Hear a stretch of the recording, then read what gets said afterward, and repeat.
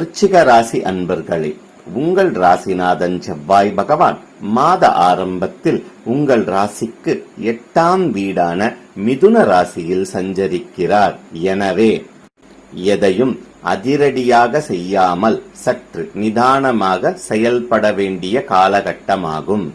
தேவையற்ற பிரச்சனைகளில் தலையிடுவது மற்றும் பேசுவதை தவிர்ப்பது நன்மை பயக்கும்.